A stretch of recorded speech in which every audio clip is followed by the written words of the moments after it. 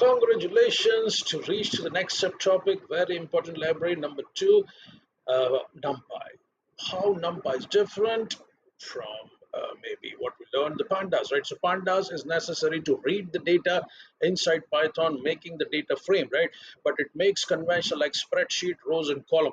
But now how Numpy is different and why it is very useful. Numpy is a library for the Python programming language, adding support for large multi-dimensional arrays and matrices, along with a large collection of high-level mathematical function to operate on these arrays. Now let's try to understand what is the meaning of multi-dimensional arrays and matrices. Let's think about, you just had annual function in your college. This is the first dimension. How many programs conducted? This is the second dimension. Now if somebody is asking on which particular day which event was held, now this is third dimension. In which event, who was the number one, two, three? This is the fourth dimension.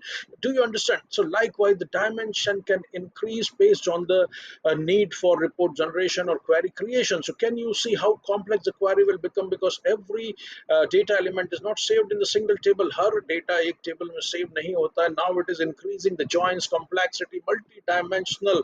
So what you can do is write a complex query, multi-dimensional 10, 15, and you can save the record in NumPy in the form where the when you will try to access the data from NumPy, it will be very fast compared to if you are again trying to hit your data store and executing the query from the scratch. Okay, understood the importance of NumPy as a library for the Python programming language, adding support for large multi-dimensional. I gave you an example of multi-dimensional requirement for the data generation, and then it has a large collection of high-level mathematical functions to operate on this array. Got that?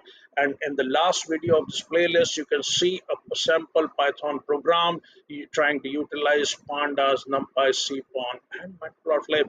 So why to wait? Let's jump to the next very important library and the next slide. Here we go.